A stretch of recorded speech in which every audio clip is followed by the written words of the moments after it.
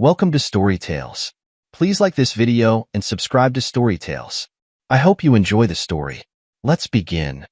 Miles Merrick stared at the cream-colored envelope on his workbench. Oil-stained fingers left dark smudges on the expensive paper as he turned it over. The Ashcroft family crest, embossed in gold on the corner, seemed to mock him. You gonna open that or just glare at it all day? Jerry, his shift supervisor, called from across the bay. Miles grunted and tore open the envelope.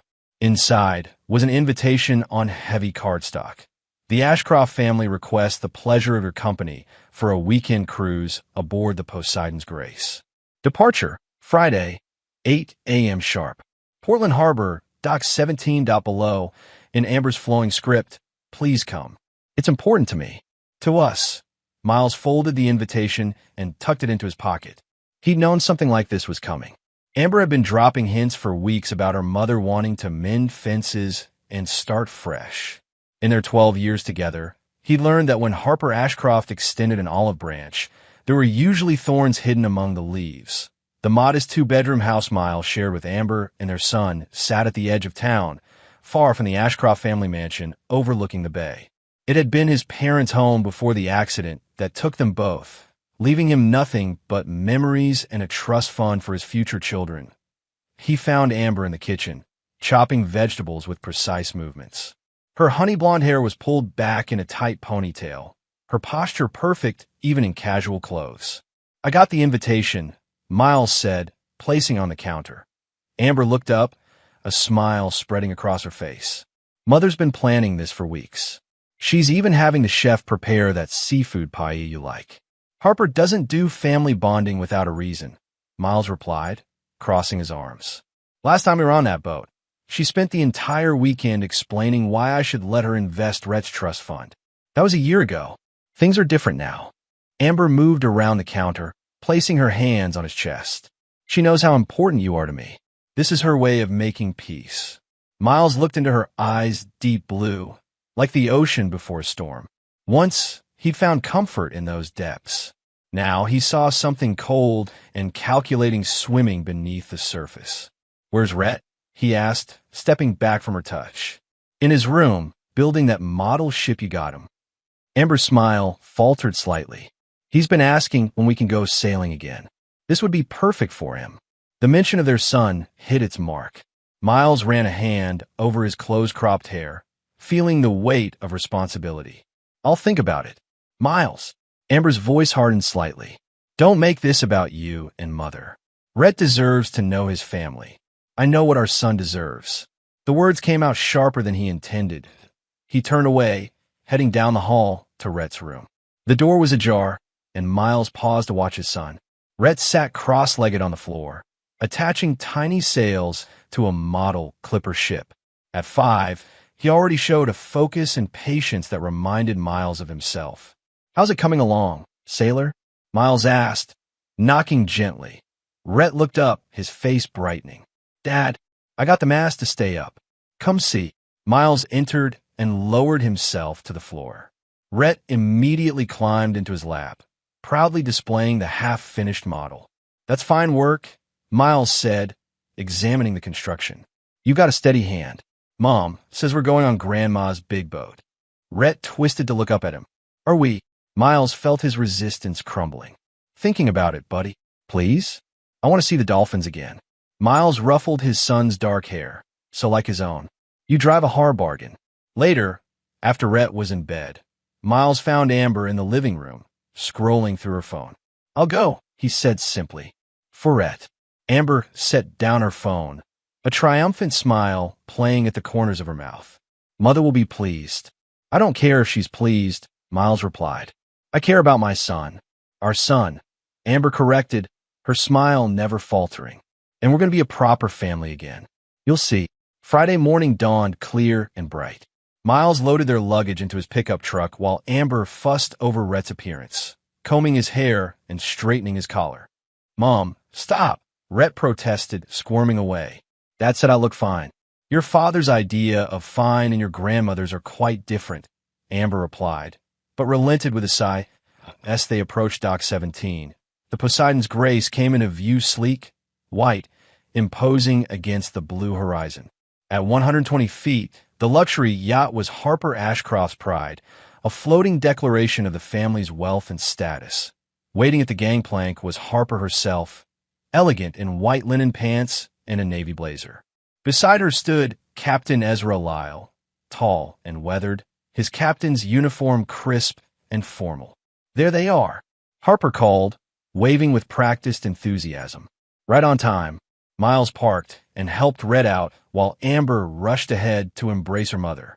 Captain Lyle approached, offering to handle their luggage. "Good to see you again, Mr. Merrick," he said, his handshake firm. Miles nodded. "Captain," there was something in Lyle's eyes, a wariness, perhaps, or a silent apology that made Miles uneasy. Harper descended upon them, enveloping Rhett in a cloud of expensive perfume. "My handsome grandson, look how you've grown." "Hi, Grandma," Rhett said, enduring her embrace before breaking free. "Can I see the engine room again?" Harper laughed. "Always the little engineer. Captain Lyle will give you a tour once we're underway." She turned to Miles, her smile cooling several degrees. "Miles, you're looking healthy." "Harper," he replied simply. As they boarded, Miles noticed a young woman waiting on deck, the stewardess, he assumed. She was petite with dark hair, pulled back in a practical ponytail. "This is Tilda," Harper introduced with a dismissive wave. "She'll be taking care of your needs during our trip." "Yes, ma'am," Tilda replied, her voice soft but clear. "If you'll follow me." As they followed her below deck, Miles caught Tilda watching him with curious eyes. When their gazes met, she quickly looked away, but not before Miles saw something in her expression: concern, perhaps, or pity. Lunch was served on the upper deck, the table set with fine china and crystal. Chef Henri presented a seafood spread that would have impressed even the most discerning palate. Rhett, seated between Miles and Amber, eyed the unfamiliar dishes with suspicion. "Try the scallops," Harper encouraged. "They're flown and fresh from Maine." "They look like eyes," Rhett whispered to Miles, who bit back a smile. "Here," Miles said, cutting a small piece. "Just one bite. If you don't like it, you can have a sandwich instead." Rhett reluctantly tried the scallop, his expression shifting from doubt to surprise. "It's not bad." "Of course it's not," Harper said. "Ashcrofts have refined tastes." "He's 5, Miles pointed out. "Most kids his age think ketchup is a food group." Harper's smile tightened. "Rhett isn't most kids. He has Ashcroft blood." "And Merrick," Miles added, meeting her gaze steadily. "Yes, well," Harper said, lifting her wine glass. "We all have our crosses to bear." Amber laughed, as if her mother had made a charming joke. "Mother, behave." Miles was kind enough to join us this weekend. Captain Lyle, seated at Harper's right, cleared his throat. "Weather report says we'll have clear skies all weekend. Thought we might anchor in Blackfish Cove tonight. The stars are spectacular there." "Wonderful idea, Captain," Harper agreed. Amber mentioned Rhett has been learning about constellations. Miles glanced at his wife, surprised. He was the one who'd been teaching Rhett about the stars, pointing them out during their camping trips Amber always declined to join. "Dad shows me the stars all the time," Rhett said proudly. "He knows all their names." "Some men find time for hobbies," Harper said with a dismissive wave. "Others build empires." She turned to Miles with a too-sweet smile. "How's the dockyard, Miles?" "Still fixing things." "The dockyard is fine," Miles replied evenly. "Still fixing things that rich people break." As Tilda appeared to clear the plates, Miles noticed how Harper barely acknowledged her presence. Rhett, however, thanked her politely when she brought him ice cream. "You're welcome, young sir," Tilda replied with a genuine smile. "Would you like sprinkles?" "Yes, please." Rhett's eyes lit up. Harper made a small noise of disapproval. "Really, Tilda, he doesn't need more sugar." "It's fine," Miles said firmly. "Rhett can have sprinkles." As Tilda returned with the decorated ice cream, Miles noticed Captain Lyle watching Amber with an intensity that seemed inappropriate for an employee. Amber, for her part, was adjusting her hair, exposing the elegant line of her neck in what Miles recognized as a practiced gesture. After lunch, Miles took Rhett to the engine room, following Tilda below deck. The engine room was a marvel of modern marine engineering, and Rhett's eyes widened with delight as Tilda explained the various systems. You know a lot about boats, Miles commented when Rhett was occupied examining a control panel. Tilda shrugged. My father was a mechanic. Taught me everything before he passed. How long have you worked for the Ashcrofts? Almost a year, Tilda replied, her eyes darting to Rhett and back. She lowered her voice. Mr. Merrick, I don't mean to overstep, but the door to the engine room swung open, and Harper stood there, her smile not reaching her eyes. There you all are. Tilda, I need you upstairs. Now. Tilda straightened immediately. Yes, ma'am. As she slipped past Harper, Miles caught a flash of warning in her eyes. Harper waited until she was gone before speaking again. Miles, I was hoping we might have a private conversation. About Rhett's future. Miles felt his jaw tighten. His future is just fine. Rhett, darling, Harper said, ignoring Miles' response. Your mother is looking for you. Something about dolphins spotted off the port side. Really? Rhett looked up eagerly. Dad, can I go see? Go ahead, buddy. I'll be up in a minute. As Rhett raced past Harper, she closed the door behind him, leaving Miles alone with his mother-in-law in the humming confines of the engine room. Let's not waste time with pleasantries, Harper said, her facade dropping away. You know why I arranged this trip? Enlighten me, Miles replied, leaning against a support beam that Harper's eyes narrowed. Amber has been unhappy for years. You must realize that. If my wife is unhappy, she should talk to me about it. She's afraid to, Harper said, moving closer. You military types can be so volatile. Miles let out a short laugh. Is that what she told you? That she's afraid of me? Not in so many words. Harper adjusted her expensive watch, a nervous tell. But Mother knows. And I know you've been blocking her access to Rhett's trust fund. Money that should be managed by professionals. By family. And there was the real reason for this charade of reconciliation. That trust is for Rhett's education, Miles said firmly. Not for Ashcroft Shipping's cash flow problems. Harper's face hardened. Don't pretend to understand business, Miles. It doesn't suit you. I understand enough. Your company is over-leveraged. The Shanghai terminal is bleeding money. You need capital, and you think Rhett's trust is an easy target. How dare you? Harper hissed, her composure cracking. Everything I've done has been for this family. For Amber and Rhett's security. Not for mine, though. Miles observed calmly that Harper's laugh was cold. You were never meant to be permanent. A youthful rebellion, nothing more. Amber knows where she belongs. With Captain Lyle? Miles asked, watching the surprise flicker across Harper's face. Or is he just the latest in a series? You know nothing, Harper spat. Amber deserves better than a man who fixes boats for a living. And Rhett deserves better than a grandmother who sees him as a walking bank account. Harper stepped closer, her perfume cloying in the enclosed space. Be careful, Miles. The Ashcroft family has weathered worse storms than you. Is that a threat, Harper? A reality check, she replied, turning to leave. Enjoy the cruise. It may be your last. Dinner that evening was a masterclass in civility. Harper held court at the head of the table, while Captain Lyle hovered attentively nearby, finding excuses to remain within Amber's orbit. Rhett, exhausted from a day of exploration, was nodding off over his dessert. Miles gathered him up, ignoring Amber's protest that he should stay and enjoy the evening. He needs sleep, Miles said firmly. I'll put him to bed. In their suite, Miles helped Rhett change into pajamas and tucked him into the small bed in the adjoining room. Did you have fun today, buddy? He asked, smoothing back his son's dark hair. Rhett nodded sleepily. I saw 2 dolphins and a seal. And, Tilda, show me how to tie a special knot. Are you and Mom fighting again? Rhett asked suddenly, his voice small. Miles felt his heart constrict. What makes you ask that? You look at her like you're mad. And Grandma looks at you like she looks at the man who delivers packages wrong. Miles sat on the edge of the bed, choosing his words carefully. Your mom and I, we're working through some grown-up stuff. But we both love you very much. That will never change. Promise. Promise. Miles leaned down to kiss his son's forehead. Now sleep. Tomorrow we'll explore the cove. Back on deck, the night had turned cool, the stars emerging in a clear sky. Miles stood at the railing, watching the dark water slip past the hull. The yacht had anchored in Blackfish Cove as planned, the lights of distant shorelines twinkling on the horizon. He heard footsteps behind him and turned. Instead of Amber, it was Tilda, carrying a stack of folded blankets. "Sorry, sir," she said, setting the blankets on a nearby bench. "Mrs. Ashcroft thought guests might get cold out here." "Thoughtful," Miles replied dryly.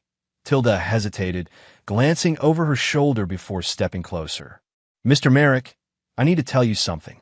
About my wife and the captain." Miles guessed that Tilda's eyes widened slightly. "You know, I suspected. Now I know," Miles sighed, turning back to the water. "How long?" "I'm not sure exactly. A few months at least." Tilda's voice was barely above a whisper. "But that's not what I—" "Tilda, there you are." They both turned to see Harper striding toward them, her smile brittle in the dim light. "The glasses in the salon need refreshing." "Right away, Mrs. Ashcroft," Tilda said, casting one last meaningful glance at Miles before hurrying away. "That girl is getting above herself," Harper sniffed. "I should never have let Amber convince me to hire her." Before Miles could respond, Amber appeared, a glass of champagne in her hand, her cheeks flushed. "There you are. Mother, the captain was asking for you. Something about tomorrow's route." Harper's demeanor shifted instantly, her smile returning. "Of course. Excuse me." When she was gone, Amber moved to stand beside Miles at the railing, close but not touching. "Beautiful night. Red asleep? Out like a light," Miles confirmed. "Your mother and I had an interesting chat." Amber sipped her champagne, her expression carefully neutral. "Oh, she made it clear I'm not welcome in the Ashcroft family. Not now, not ever. Mother has strong opinions," Amber murmured. "You know how she is." "And what about you, Amber? What are your strong opinions about our marriage?" "About Captain Lyle?" Amber's grip tightened on her glass.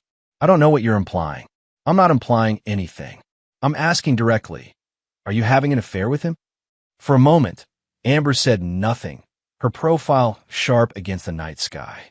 Then she laughed, a sound without humor.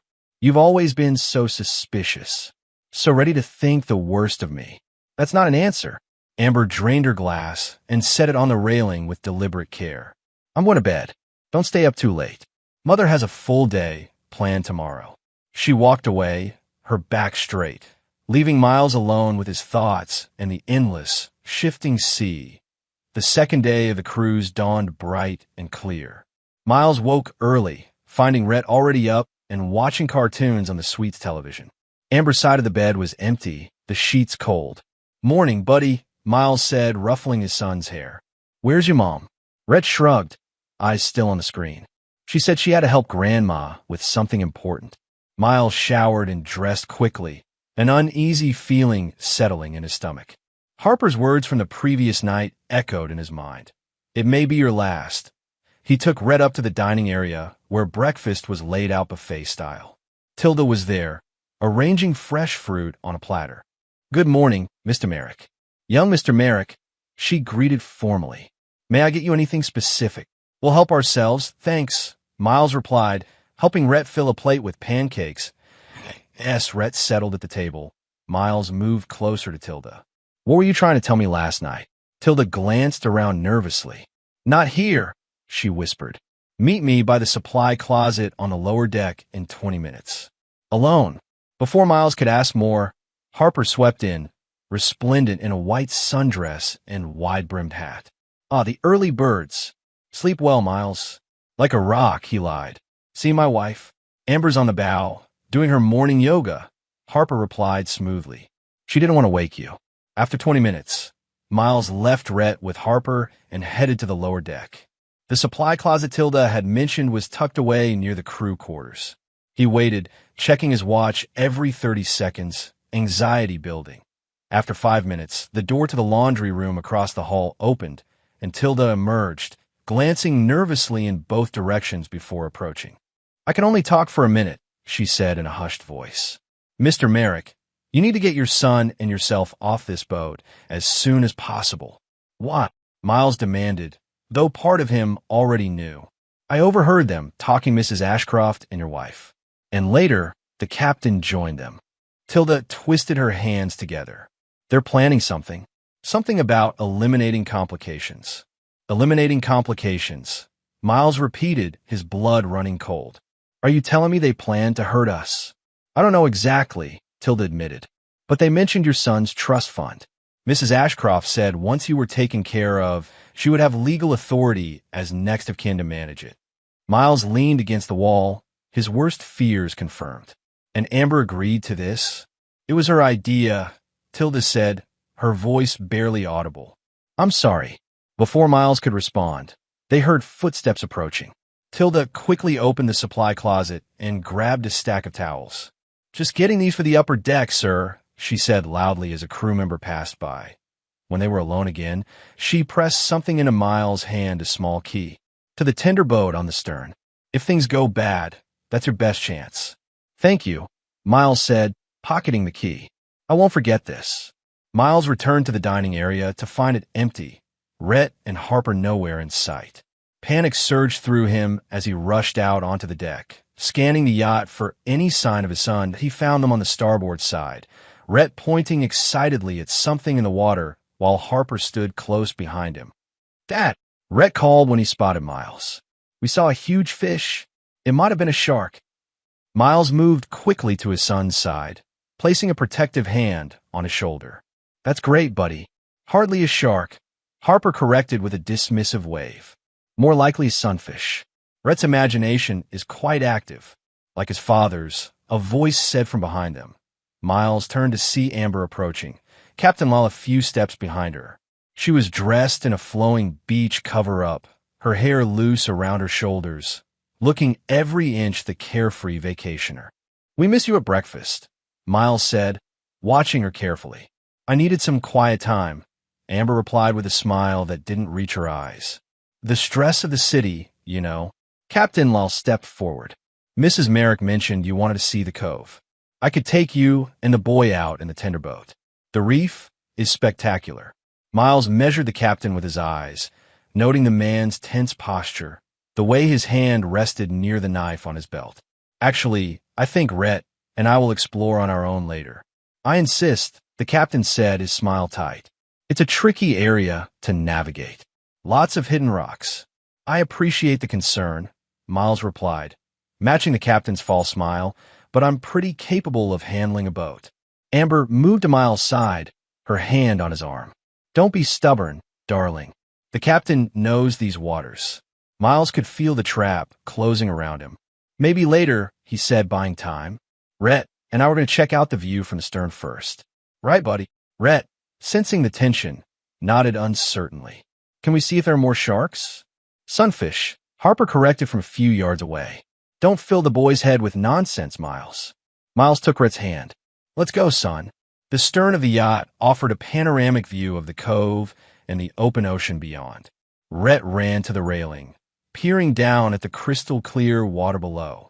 Can we go swimming, Dad? He asked eagerly. Not right now, buddy, Miles replied, scanning the area for any sign of Tilda or other crew members who might help. The tender boat was secured to the swim platform below, a sleek motorboat for shorter excursions. Miles heard footsteps and turned to see Amber approaching, alone this time. Her expression was strange, a mixture of determination and something like regret. Rhett, sweetie, she called. Grandma wants to show you something special in the salon. A surprise. Rhett looked up, excited. What kind of surprise? If I told you, it wouldn't be a surprise, Amber replied with a forced laugh. Go on now. Your father and I need to talk. Miles tightened his grip on Rhett's hand. He stays with me. Don't make this difficult, Miles, Amber said, her voice hardening. Mother is waiting. I want to stay with Dad, Rhett said, picking up on the tension that Amber's smile became brittle. Rhett, go to Grandma. Now. He said he wants to stay with me, Miles repeated, shifting to place himself between Amber and their son. For a long moment, they stood in a silent standoff. Then Amber sighed, her shoulders slumping slightly. Fine. Have it your way. She reached into the pocket of her cover-up and pulled out a small device of phone, Miles realized. She pressed a button and spoke. He's being difficult, both still on the stern. Before Miles could react, he heard more footsteps, heavier this time. Harper and Captain Lyle appeared, the captain's hand now openly resting on his knife. This is disappointing, Miles, Harper said, her voice cold. We'd hope to make this easier for everyone, especially for Rhett. Amber added, not meeting Miles' eyes. Miles backed up slowly, pulling Rhett with him until they were against the railing. What's the plan here, Harper? An unfortunate accident at sea. Something like that, Harper replied with a thin smile. So much cleaner than divorce. And with proper guardianship of Rhett, his trust fund can be properly managed. By you, Miles said, pieces falling into place. And I'm guessing Blake get the cut too, right, Amber? Amber's head snapped up. How do you know about Blake? I'm not as stupid as you all think, Miles replied, his mind racing. The tender boat was directly below them, but he'd need to create a distraction to get Rhett safely aboard. It doesn't matter what he knows, Harper cut in. He won't be sharing it with anyone. Captain Law stepped forward, drawing his knife. Best not to make this messy in front of the boy. Miles crouched down to Rhett's level, keeping his eyes on the three adults. Rhett, remember how we practiced jumping into the pool last summer? How you had to be brave. Rhett nodded, his eyes wide with fear. We're going to do that now, okay? Jump into the water. I'll be right behind you. Miles, don't be foolish, Harper snapped. You're trapped. Dad, Rhett's voice trembled. Trust me, buddy, Miles said softly. On 3, okay? 1, stop this nonsense, Amber said, stepping forward. Rhett, come to mommy. 2, Miles continued, gauging the distance to the water. Captain Lau lunged forward, knife raised. 3, Miles shouted, lifting Rhett and setting him on the railing. Jump, Rhett. Now. Rhett hesitated for a split second, then pushed off, disappearing over the side with a small splash. Captain Lau reached Miles just as he turned to follow his son. The knife slashed across his arm, drawing blood. Miles staggered, nearly losing his balance. You could have made this easy, Harper hissed, approaching from the side. You'll be erased, and no one will even question it. Goodbye, useless ones, Amber whispered, her eyes cold as she shoved Miles hard in the chest. Miles fell backward over the railing, the world spinning as he plummeted toward the water. The last thing he saw was the three of them peering over the edge, waiting to see if he would surface. Then he hit the water, the impact driving the air from his lungs, and darkness threatened to engulf him. Fighting against the pain and shock, Miles forced himself to swim, searching desperately for Rhett. He spotted his son a few yards away, struggling to stay afloat. With powerful strokes, Miles reached him, pulling the frightened boy against his chest. I've got you, he gasped, treading water while scanning the yacht above them. Harper, Amber, and the captain had disappeared from the railing, but Miles knew they would be watching, making sure the job was finished. Dad, I'm scared, Rhett whimpered, clinging to Miles' neck. It's okay, buddy, Miles assured him, though nothing was okay. Just hold on to me. Miles swam away from the yacht, keeping Rhett's head above water while fighting against his own pain and fatigue. In the distance, he spotted something floating a wooden crate that must have fallen from the yacht or another vessel. With renewed determination, he swam toward it. The crate was large enough to support Rhett's weight.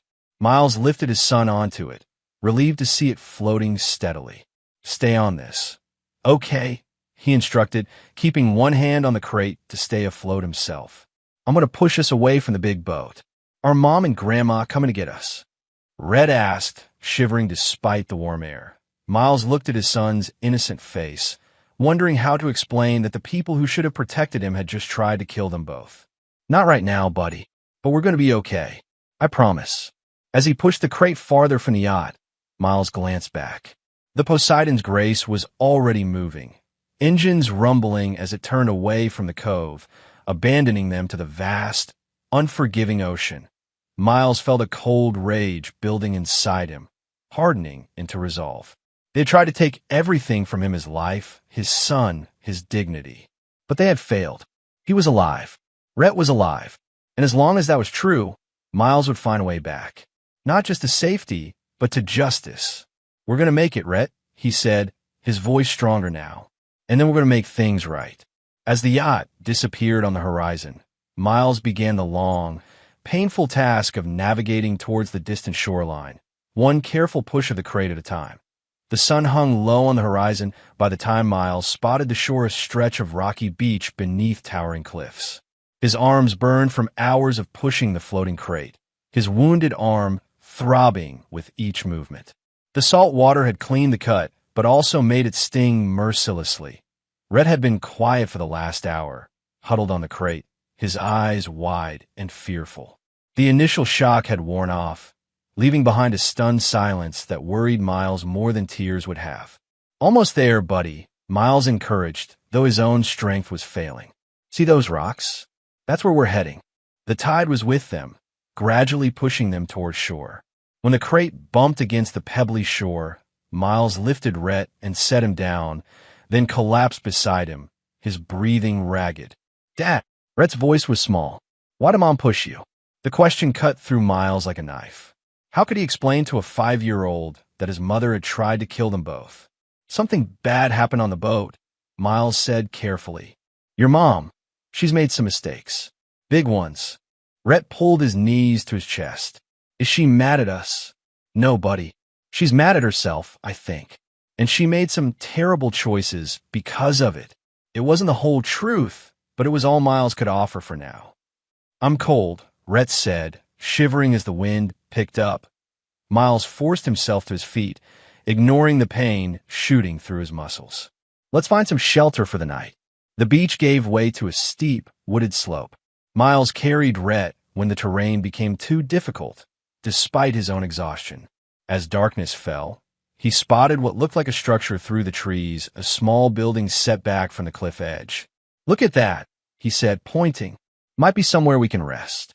Drawing closer, Miles recognized it as a ranger station, the kind used by park services to monitor wildlife and assist hikers. The windows were dark, suggesting it wasn't currently occupied. The door was locked, but Miles found a window with a broken latch. "Wait here," he told Rhett, lifting the window and climbing inside. The station was basic but functional, a main room with a desk and radio equipment, a small kitchenette, and a back room with a cot. Everything was covered in a thin layer of dust, confirming the station was temporarily closed. He unlocked the front door and brought Rhett inside, sitting on a chair while he assessed their resources. The radio was dead, either broken or without power. The kitchenette had a few canned goods and bottled water. A cabinet yielded a first aid kit, which Miles set aside to treat his arm. "Are we going to stay here?" Rhett asked, looking around with curiosity that momentarily replaced his fear. "For tonight at least," Miles replied, opening a can of beans. "It's safe and dry." Hungry, while Rhett ate, Miles examined his arm. The cut was deep but clean, the bleeding mostly stopped. Using supplies from the first aid kit, he cleaned and bandaged the wound as best he could. "Does it hurt?" Rhett asked, watching with concern. "Just a scratch," Miles lied, forcing a smile. "I've had worse." After their meager meal, Miles found a blanket in the back room and wrapped it around Rhett. He rummaged through the station supplies, locating a flashlight, matches, and a detailed map of the area. According to the map, they were in a remote section of coastal forest, at least 10 miles from the nearest town. Without a working phone or radio, reaching civilization would be a challenge, especially with Rhett. But that wasn't Miles' only concern. By now, Amber and Harper would have reported them missing, probably claiming they'd fallen overboard accidentally. If Miles and Rhett simply showed up alive, they'd be at risk again. He needed evidence of what had happened and allies who could help protect them. "Dad," Rhett's voice pulled him from his thoughts. "Are the bad people going to find us?" Miles looked at his son, understanding that despite his attempts to shield Rhett from the truth, the boy had grasped the essential reality. People he trusted had tried to hurt him. "No," Miles said firmly, sitting beside Rhett and pulling him close. "I won't let anyone hurt you. Ever. Promise?" "I promise, buddy. We're going to be okay." Eventually, Rhett fell asleep against Miles' chest. Miles carried him to the cot in the back room and tucked the blanket around him, then returned to the main room to continue examining the map and planning their next move. The station had a wood stove, which Miles lit using the matches he'd found. The warmth spread slowly through the small building, easing some of the chill from his bones.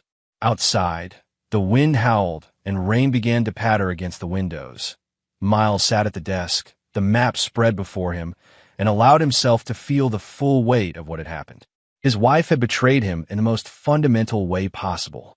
She had conspired with her mother to murder him and their son, her own child, for money. And yet, a cold clarity was settling over Miles. This wasn't the time for grief or shock. This was the time for survival, for planning, for vengeance. They had tried to erase him just as Harper had promised. Instead, they had awakened something that had been dormant since his days in combat, a methodical, ruthless determination that would not rest until justice was served. Miles woke to sunlight streaming through the dusty windows of the ranger station. Rhett was still asleep, his face peaceful. For a moment, Miles allowed himself to simply watch his son breathe, grateful for the miracle of his survival. That a noise outside the station snapped Miles to attention. He moved silently to the window, peering through the grime-streaked glass. Nothing visible. Then he heard it again, a rustling in the underbrush, too deliberate for wind or wildlife. Miles grabbed a heavy flashlight from the desk, the only weapon at hand, and positioned himself beside the door. The steps grew closer, hesitant but definitely human. The door handle turned slowly.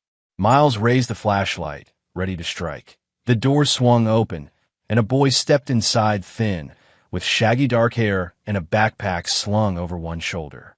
He froze when he saw Miles, eyes widening in alarm. "Don't move," Miles ordered, lowering the flashlight slightly when he realized how young the intruder was. 14, maybe 15 at most. "Holy shit," the boy gasped, taking a step back. "You're not supposed to be here. No one's supposed to be here."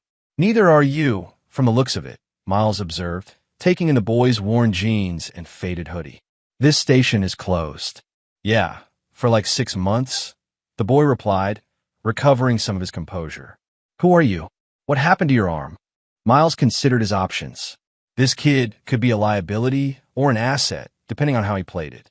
"My son and I are hiking. Got lost. Found this place to shelter." It was a weak story, but he needed time to assess the situation. The boy raised an eyebrow, clearly skeptical. "Hiking without supplies? And that cut looks like a knife wound, not a branch scratch." Before Miles could respond, a small voice called from the back room. "Dad? Who's there?" "It's okay, Rhett," Miles called back, not taking his eyes off the visitor. "Just someone passing by." Rhett appeared in the doorway, blankets still wrapped around his shoulders. He blinked at the stranger, curiosity replacing fear. "You have a kid with you," the boy said, his demeanor softening. "Look, I'm not going to cause trouble. I've just come here sometimes to think." Miles lowered the flashlight completely, but remained alert. "What's your name?" "Jace. Jace Cordell." The boy shifted his backpack. "I live with my aunt in Cedar Point, about 6 miles that way." He gestured vaguely eastward. "Cedar Point has a police station." Miles asked casually, that Jace's expression darkened. "Yeah, not that they're much use." "What?" "Just curious." Miles wasn't ready to involve authorities yet, not without evidence. Now when the Ashcrofts had connections and influence. Over a breakfast of canned peaches and the last protein bar from Jace's backpack, Miles told their story, the invitation, the tensions on the yacht, the betrayal, and their desperate swim to shore. He left out some details to spare Rhett, but Jace was old enough to read between the lines. "So your wife and her mom tried to kill you," Jace summarized what Miles finished. "For money." "My trust fund," Rhett piped up, having absorbed more than Miles had realized. "Grandma wants it." Jace looked between them, skepticism giving way to belief. "That's seriously messed up. But why not just go to the police? It's attempted murder. It would be my word against theirs," Miles explained. "The Ashcrofts are influential. Connected. They'd claim it was an accident, that we fell overboard, and they searched but couldn't find us. And they'd make sure to finish the job if they knew we survived," he added silently. "So you need proof," Jace concluded, understanding dawning on his face. "That's why you asked about my drone." Miles nodded. "Were you flying it yesterday?" "Around Blackfish Cove." "Yeah, actually. Late morning to early afternoon. Testing the new battery life." Jace's eyes widened. "You think I might have caught something on camera?" "It's a long shot," Miles admitted. "But if your drone was recording and happened to be near the yacht when we went overboard." Jace was already digging through his backpack, pulling out a laptop and connecting it to a small device. Let me check. I record pretty much everything when I'm testing. Never know when you'll catch something cool. Rhett moved to sit beside Jace, fascinated by the technology. Miles watched them together, struck by the absurdity of the situation relying on a teenager they'd just met, reviewing drone footage in an abandoned ranger station, while the people who should have protected them believed them dead. Here we go, Jace said, fingers flying over the keyboard. I've got about 3 hours of footage from yesterday. Let me see if I can find anything with a yacht in it. He scrolled through video files, occasionally expanding one to play a short segment. Miles and Rhett watched over his shoulder, the tension building with each passing minute. Wait, Miles said suddenly. Go back to that last one. Jace reopened the file and played it. The camera was high above Blackfish Cove, capturing the stunning blue water and surrounding cliffs.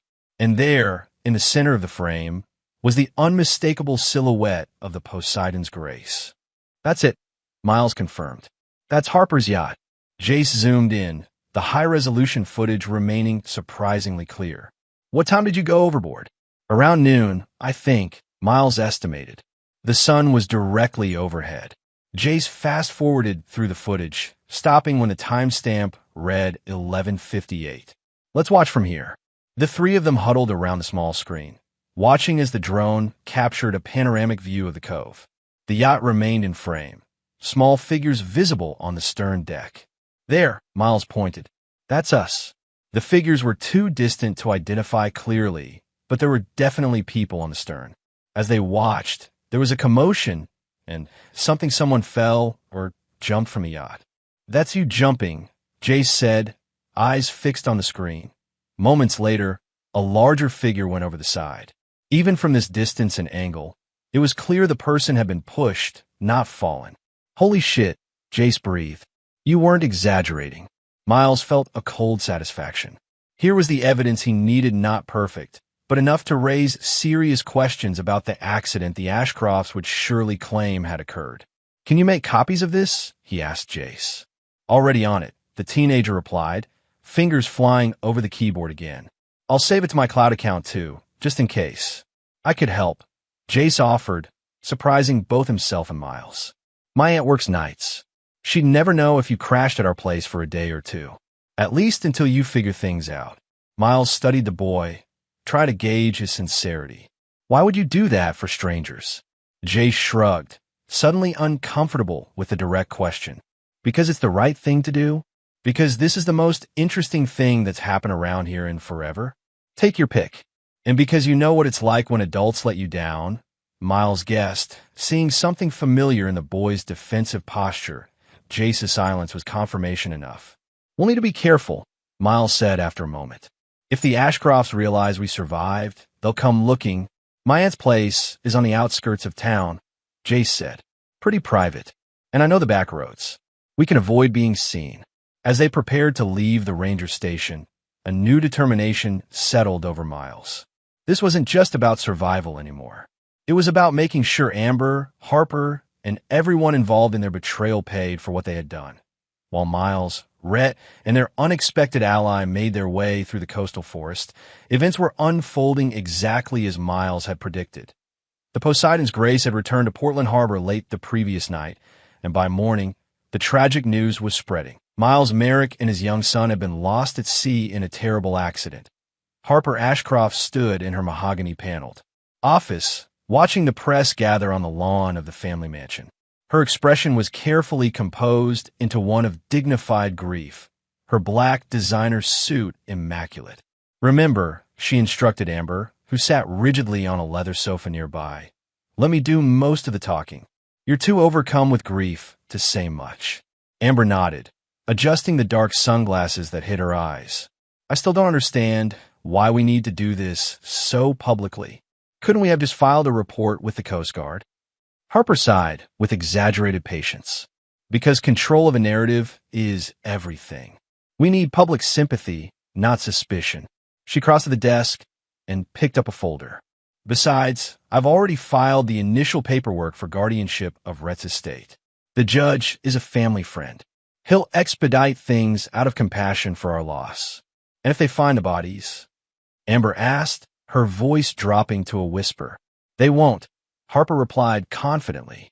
Captain Lyle assured me the currents in that area are notoriously unpredictable. By now, they're miles out to sea.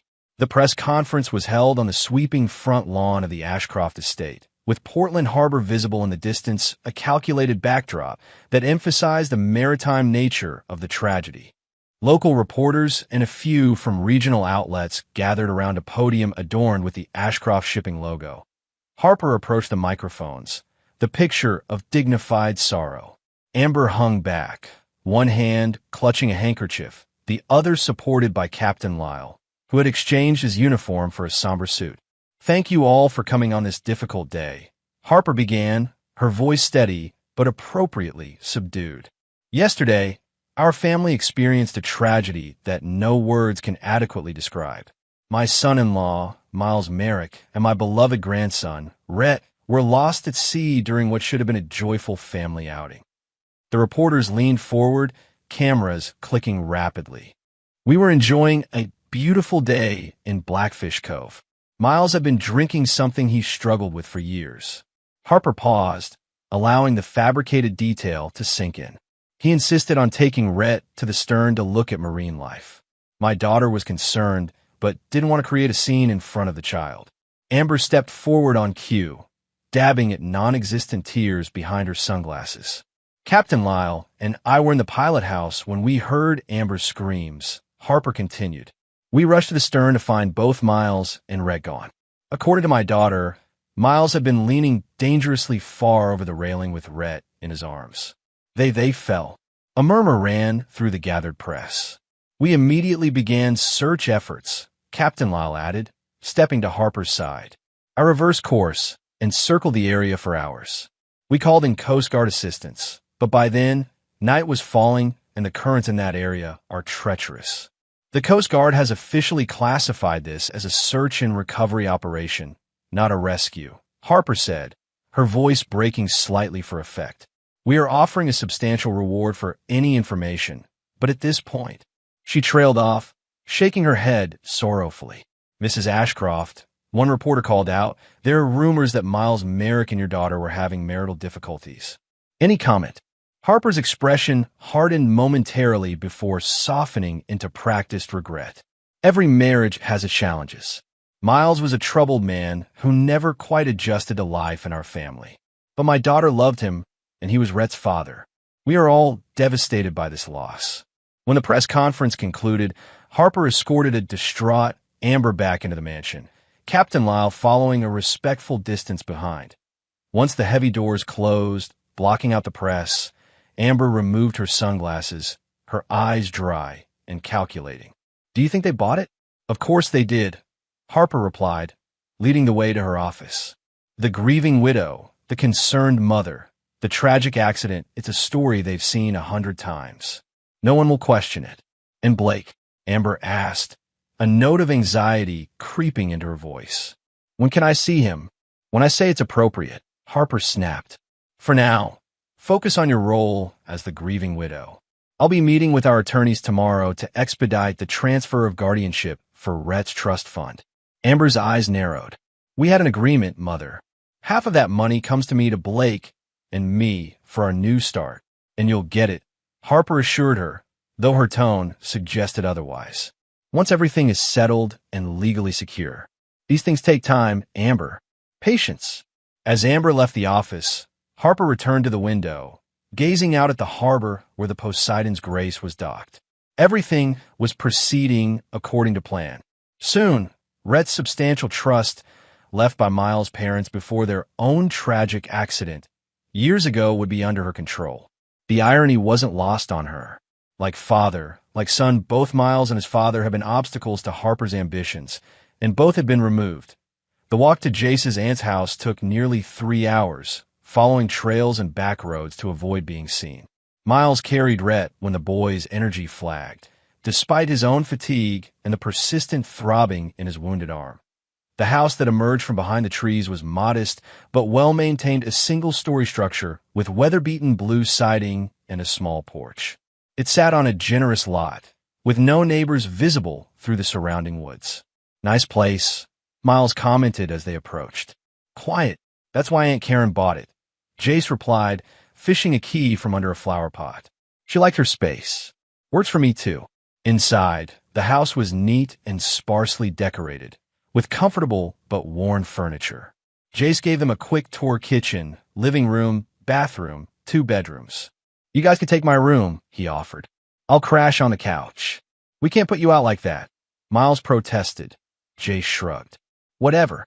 The couch is pretty comfortable anyway. He headed to the kitchen. You hungry?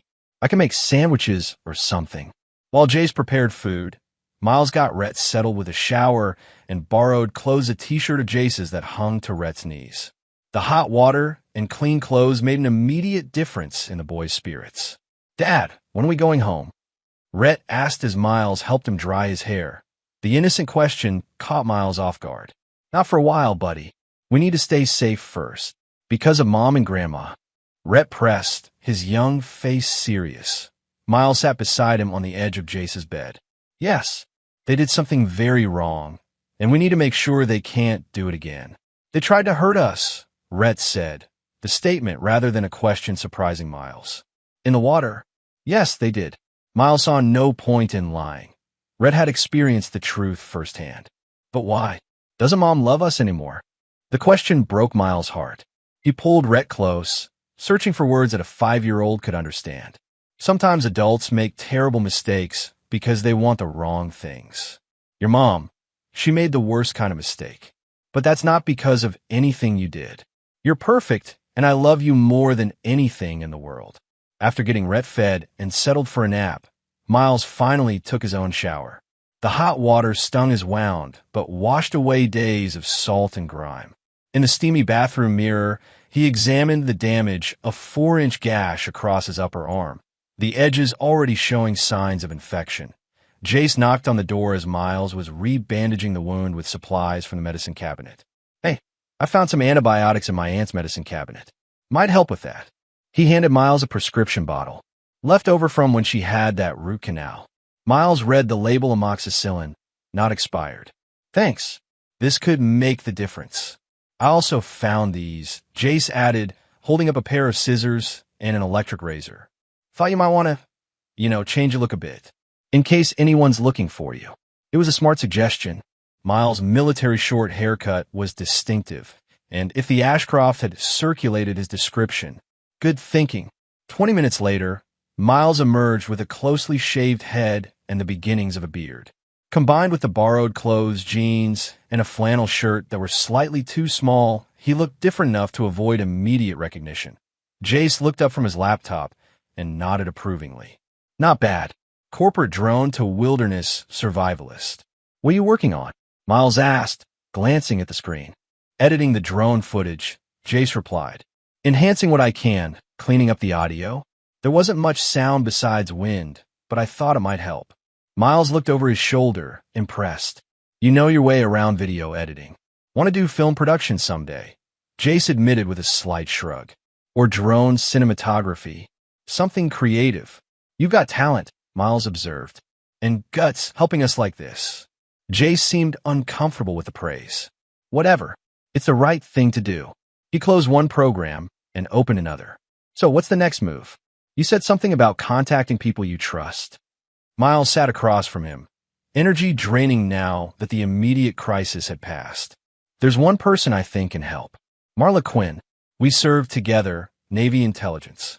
She runs a digital news site now, specializing in corporate corruption exposés. Local, based in Portland, but her reach is national. Miles rubbed his newly shaved head. The problem is contacting her without alerting anyone else. I can't use my phone if it even survived the water, and calling from here might be traceable. How about a burner phone? Jace offered. Use it when my regular phone got taken away. It's prepaid, no connection to me. Miles raised an eyebrow. You're surprisingly prepared for someone your age. My dad was paranoid about government surveillance. Jace explained with another shrug. Before he split, he taught me some tricks. Guess some of it stuck. Marla answered on the 4th ring, her voice guarded. Who is this? It's Ghost, Miles said, using his old call sign from their intelligence days without a pause. Then, you're supposed to be dead, Ghost. It's all over the news. Yeah, reports of my death have been greatly exaggerated, Miles replied dryly. Holy shit, it is you. Marla's voice softened slightly. Miles, what the hell is going on? They're saying you were drunk and fell overboard with your kid. It's a long story, and I can't tell it over the phone, Miles replied. But the short version is, my wife and mother-in-law tried to kill us for Rhett's trust fund. We survived. They don't know that yet. A low whistle came through the speaker. That's not what I expected. Your boy okay? He's safe. We both are for now. But I need help, Marla. Evidence, protection, a way to bring them down without endangering Rhett. Where are you? Miles hesitated. Can't say exactly. Coastal Oregon. That's all I can give you right now. Smart, Marla approved. Listen, I can help, but I need more to go on. Evidence, details, something I can work with. I've got video, Miles told her. Drone footage that caught the incident.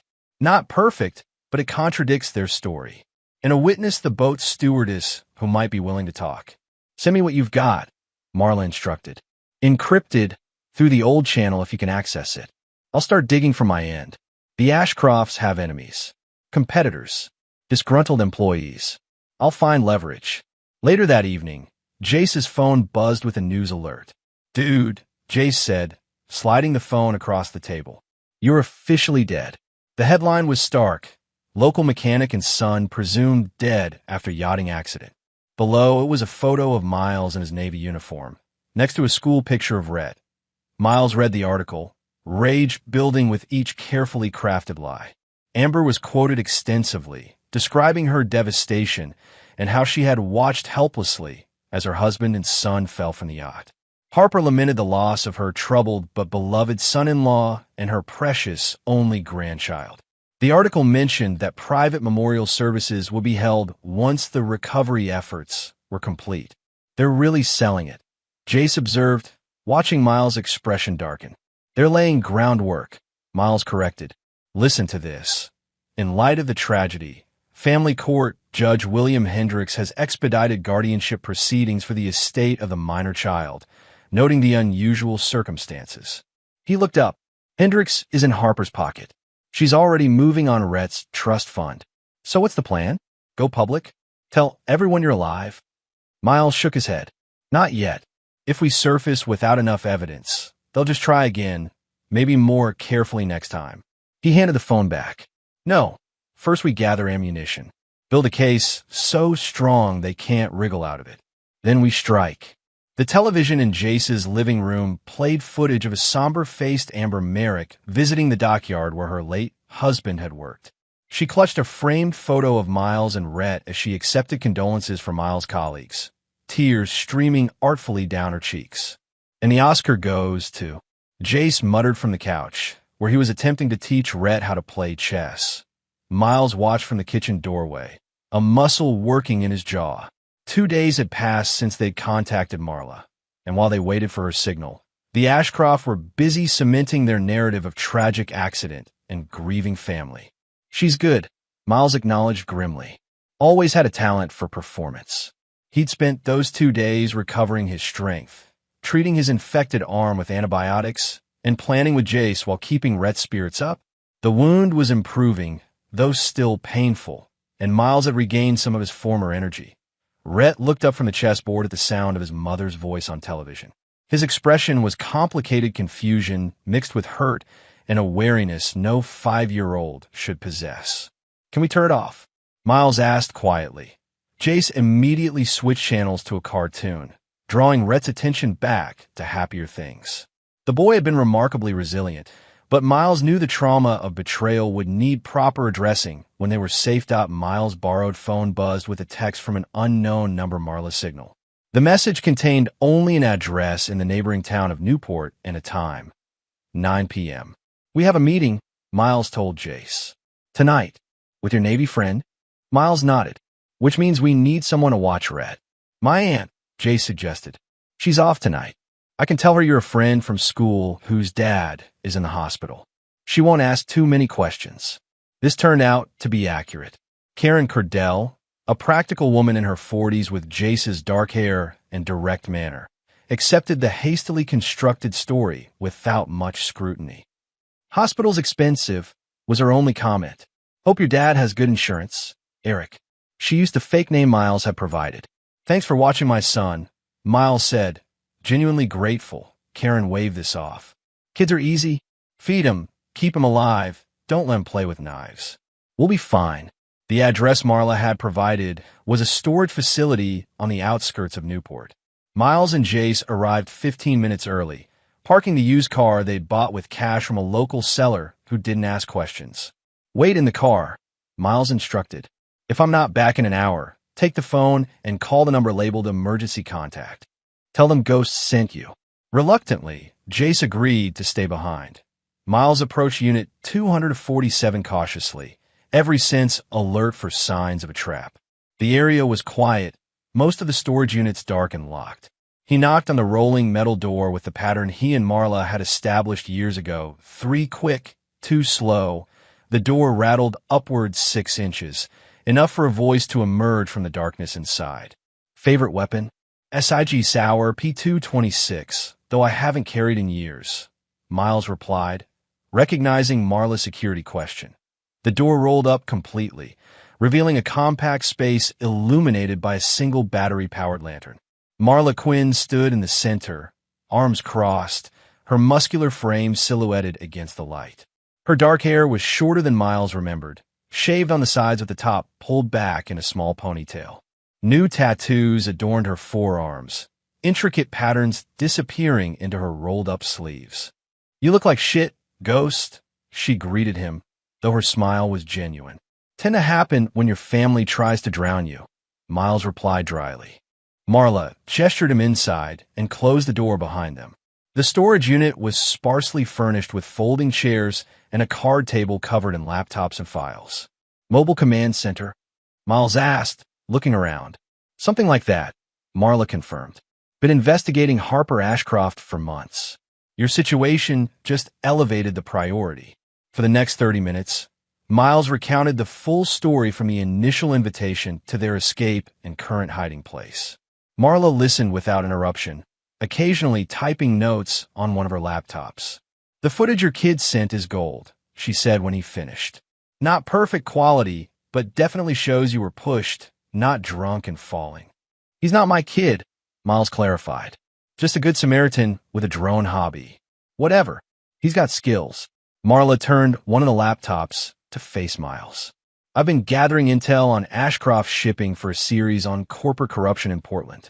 Financial records, whistleblower statements, evidence of bribery. Harper's company is in serious trouble. She pulled up spreadsheets and internal documents. The Shanghai terminal was a massive overreach. Cost 3 times the projected budget and is operating at 30% capacity.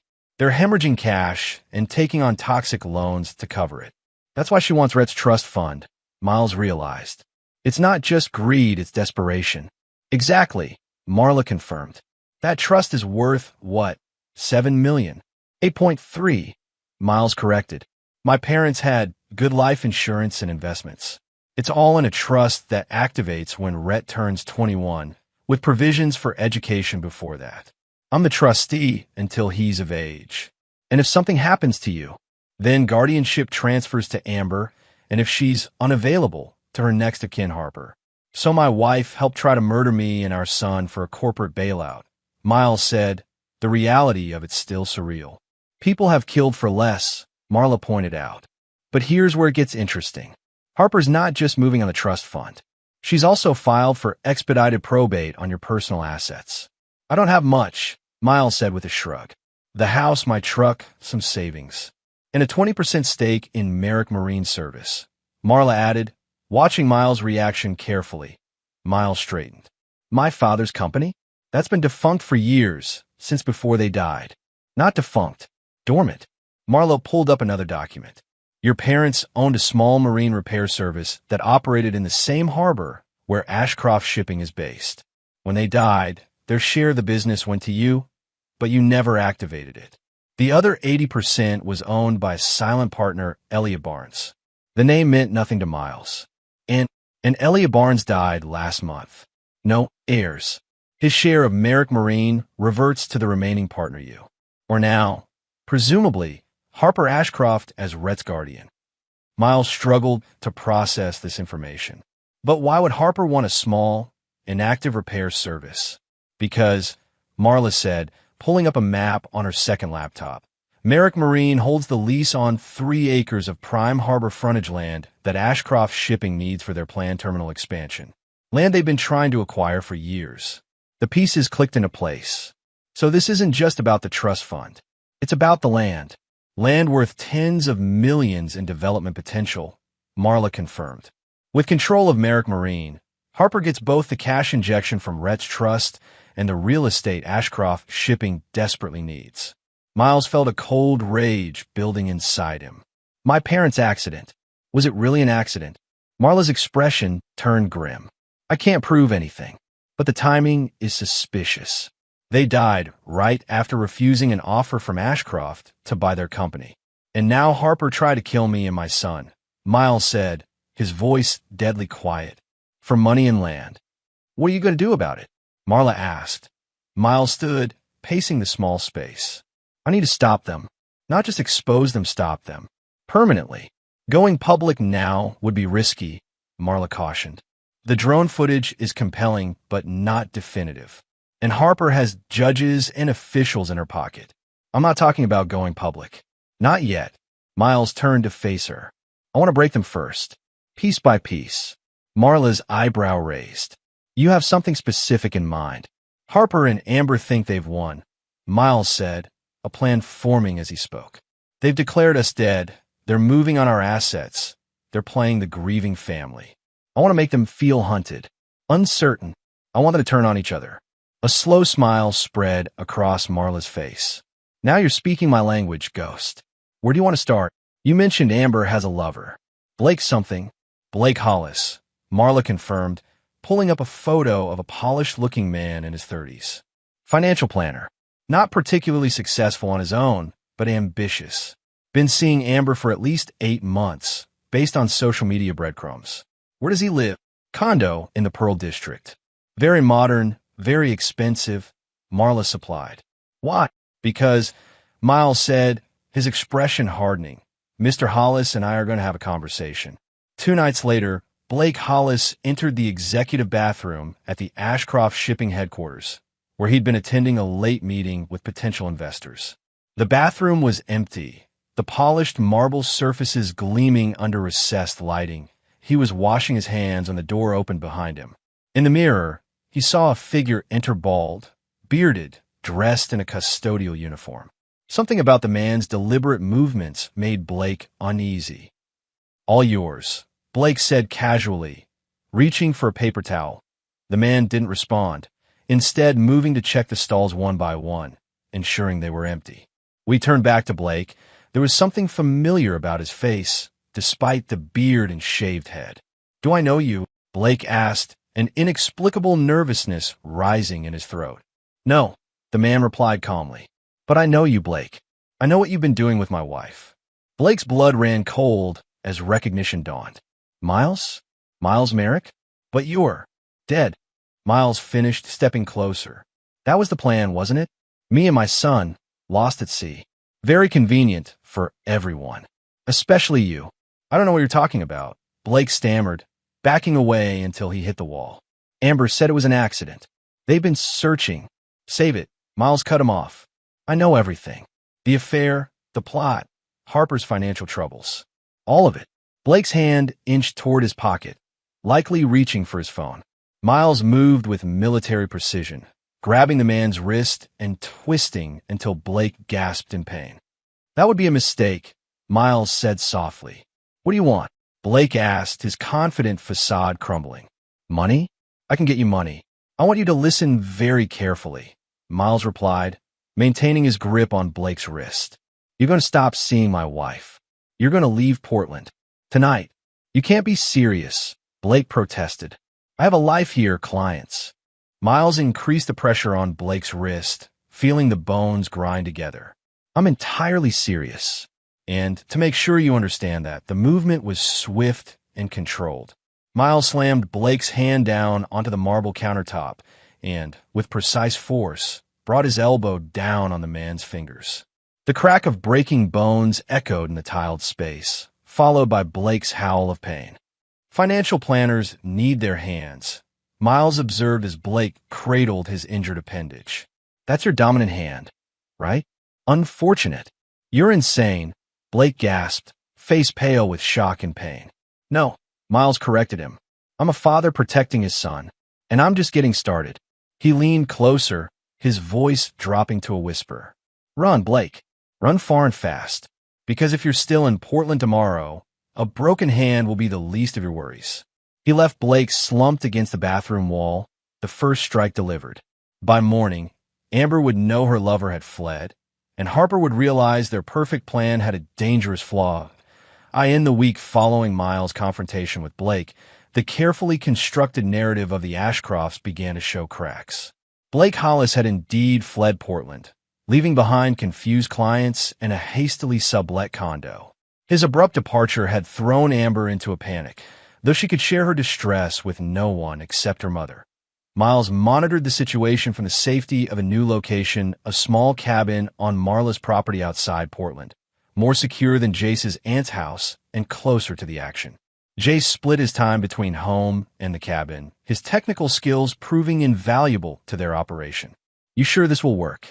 Jace asked, hunched over his laptop on the cabin's small kitchen table. On the screen was the drone footage, now enhanced and edited to clearly show the moment Miles and Rhett went overboard. It's a calculated risk, Miles admitted, but Marla's site has enough credibility and reach that the Ashcrofts can't just ignore it. Marla, who was preparing coffee at the counter, nodded in agreement. The footage alone won't bring them down, but it will create public doubt. And doubt is the first step toward investigation. The plan was to release the drone footage anonymously through Marla's news site, framing it as material received from a concerned citizen who had been flying a drone in Blackfish Cove on the day of the accident. The footage would directly contradict the story Harper and Amber had been telling, showing not a drunken fall, but a deliberate push. Ready when you are, Jace said, finger hovering over the enter key. Miles glanced at Rhett, who was napping in the small bedroom. Do it. Within hours of releasing the footage, local news outlets had picked up the story. By evening, it had reached regional coverage, with reporters attempting to contact Harper and Amber for comment. The Ashcroft publicity team released a statement calling the footage misleading and suggesting it had been manipulated, but the damage was done. They're scrambling, Marla reported after a call with one of her sources at the Portland Tribune.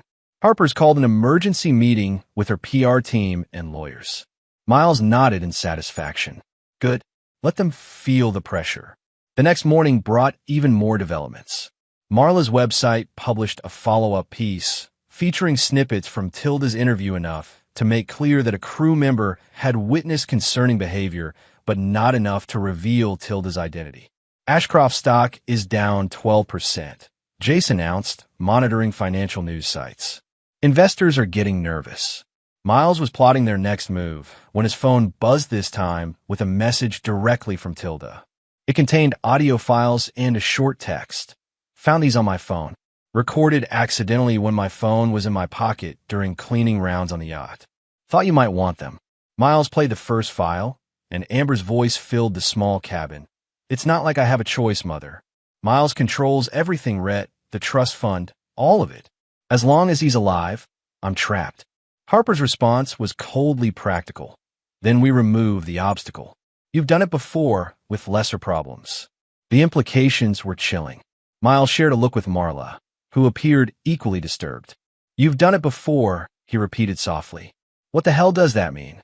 Could be nothing, Marla suggested, though she didn't sound convinced. Manipulative language. Or there could be confirmation that my parents' accident wasn't an accident at all, Miles countered, a new rage building inside him. That Amber was involved in that too. Before they could discuss it further, Jace called out from his laptop. Guys, you need to see this. Now. They crowded around the screen, where breaking news alert showed Harper Ashcroft at an impromptu press conference outside the family mansion. Her usual composure was strained, her eyes hard behind a veneer of indignation. The video being circulated is a disgraceful attempt to profit from my family's tragedy, she was saying, her voice tight with controlled anger. Our legal team is investigating the source of this clearly manipulated footage. The suggestion that my daughter or anyone in the Ashcroft family was involved in anything other than a tragic accident is not only false but deeply hurtful. The camera panned to Amber, standing slightly behind her mother. She looked pale and drawn, her eyes darting nervously. My daughter is still grieving the loss of her husband and child, Harper continued. These baseless accusations are causing immeasurable pain to a woman who has already suffered beyond what anyone should endure. She's good, Marla muttered, watching Harper's performance, redirecting attention, playing the victim, questioning the evidence without actually addressing it. Miles watched Amber's face, reading the fear beneath her practiced sorrow. She's rattled. Blake disappearing. Now this footage, she's starting to unravel. The next phase of their plan came together organically. Using Tilda's recordings and the financial evidence, Marla prepared a comprehensive expose for her news site. Unlike the initial drone footage release, this would directly name Harper and Amber Ashcroft as conspirators in both financial fraud and attempted murder. Once this goes live, there's no turning back, Marla warned. The Ashcrofts will use every resource they have to discredit and silence us. They already tried to kill me and my son, Miles pointed out. I'm way past caring about their retaliation. They were finalizing the article when Marla's phone rang. It was Tilda, her voice urgent and hushed. They know, she said without preamble. Harper's private investigator located me. I'm leaving Seattle tonight. Are you safe right now? Marla asked, concerned. For the moment. But I needed to warn you, they're connecting the dots. The PI mentioned looking for a teenager with drone equipment and a military man with a young boy. Miles and Marla exchanged alarmed glances. They're hunting us, Miles said grimly. We need to accelerate the timeline, Marla decided. I'll publish what we have first thing tomorrow. Better to go on the offensive than wait for them to find us. The article went live at 6 a.m., when most of Portland was just waking up. By 8 a.m., it had been picked up by regional news outlets. By noon, national media organizations were reporting on the Ashcroft scandal. The piece was meticulously researched and devastating in its implications. It presented the drone footage alongside enhanced audio from Tilda's recordings, financial evidence of Ashcroft Shipping's precarious position, and documentation of Harper's hasty attempts to gain control of Rhett's trust fund. Most damning was the connection Marla had drawn between Miles' parents' death years earlier and the recent attempt on Miles and Rhett, both accidents conveniently benefiting Harper Ashcroft financially. The reaction was swift and chaotic. Ashcroft Shipping's stock plummeted. Investors publicly distanced themselves. Harper issued a terse statement claiming the allegations were baseless and defamatory and promising legal action. But the most interesting response came from an unexpected source.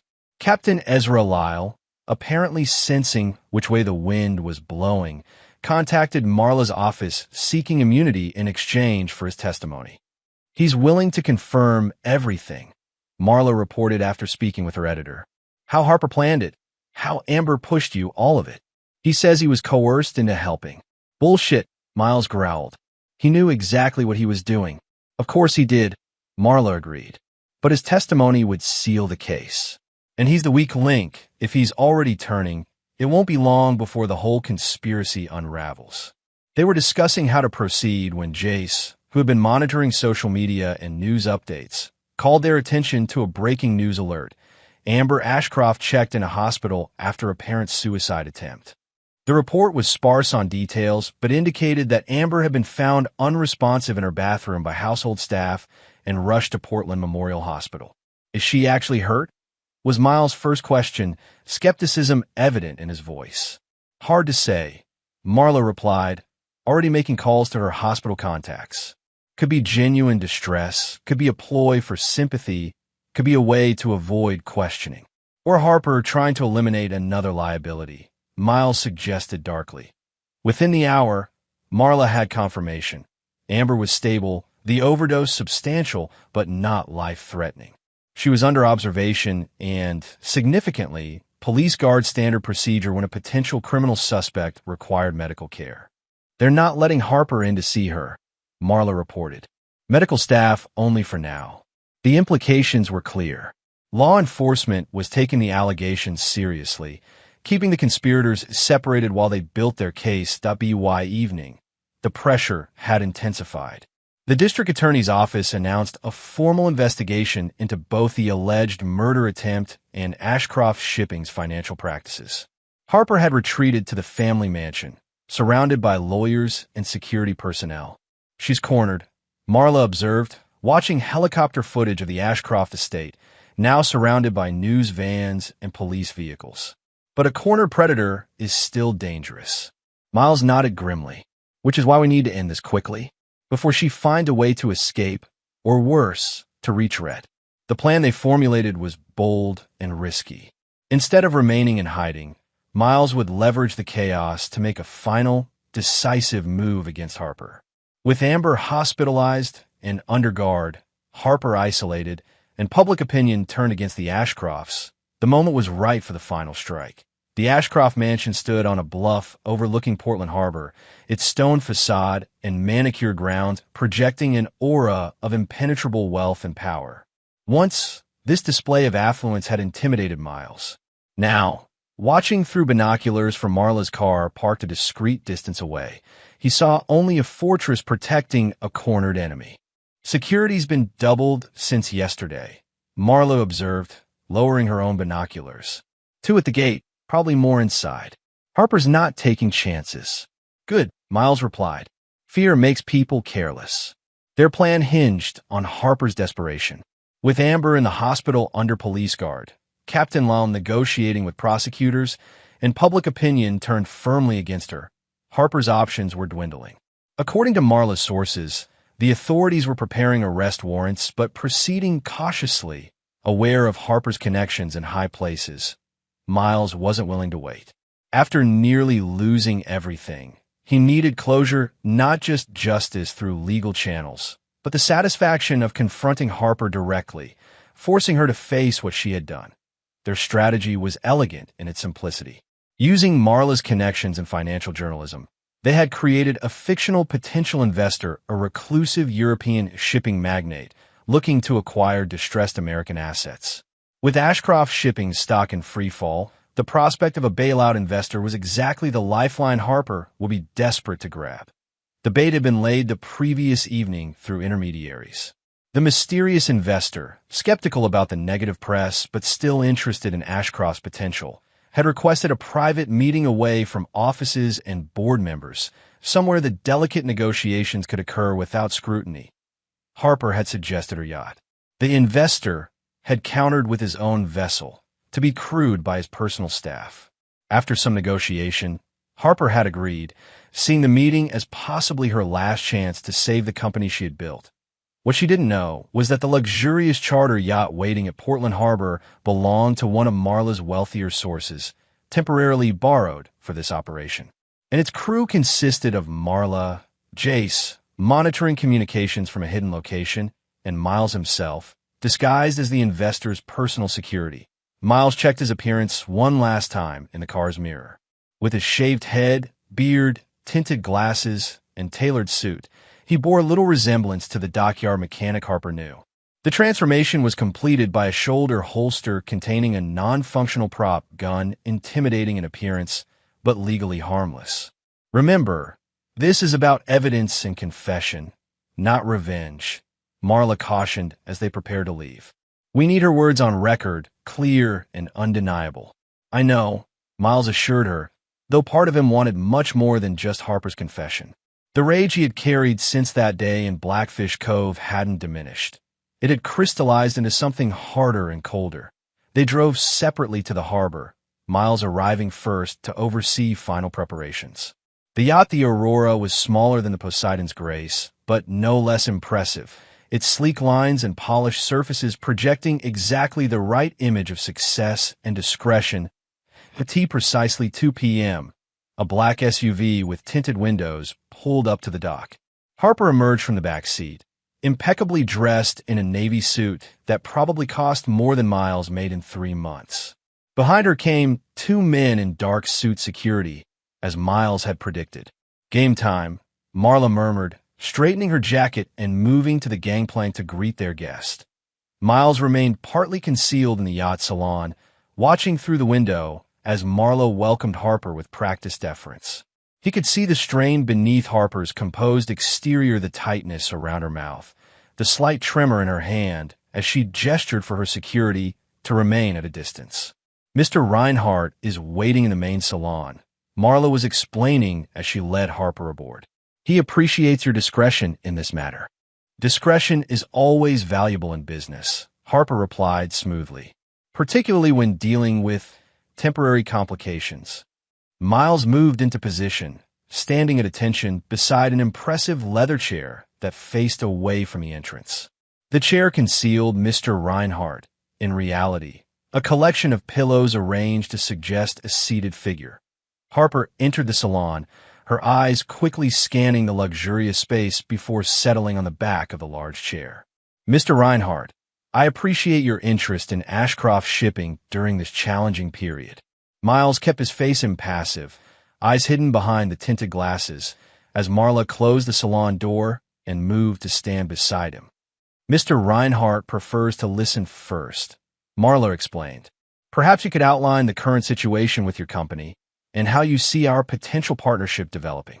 Harper took a seat on the sofa across from the chair, placing her handbag beside her. "Certainly. Ashcroft Shipping is experiencing what I would characterize as a temporary public relations challenge. Baseless allegations have affected our stock price, but the fundamentals of the business remain strong." "The murder allegations, you mean?" Marla prompted, her tone professionally curious rather than accusatory.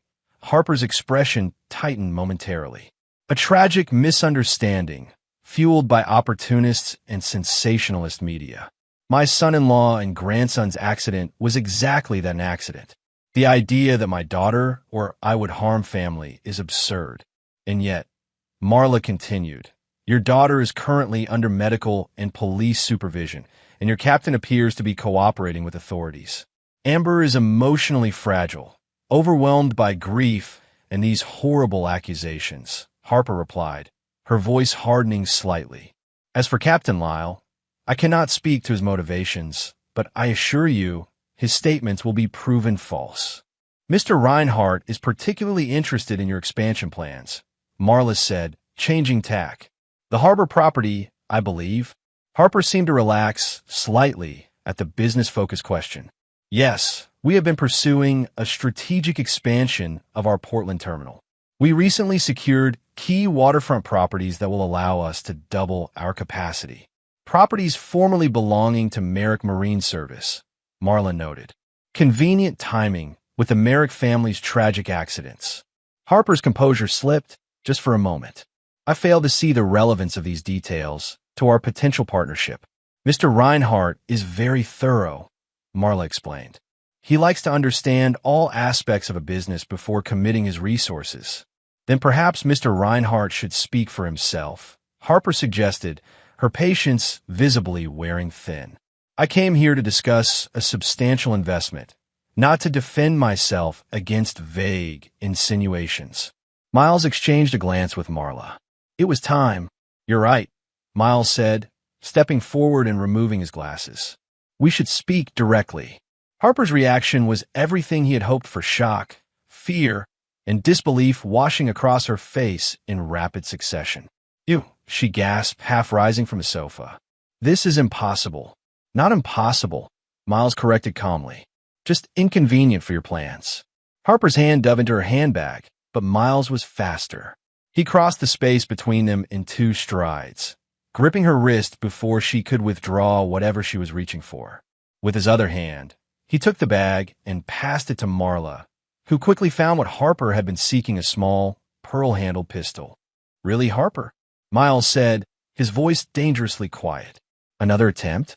"In broad daylight." "Self-defense," Harper spat, trying to pull away from his grip. "You're supposed to be dead." "Sorry to disappoint," Miles replied, releasing her wrist and stepping back. "Though not as sorry as you're going to be. What do you want? Money? Is that what this elaborate charade is about?" Harper demanded, recovering some of her composure. "I want justice," Miles replied simply.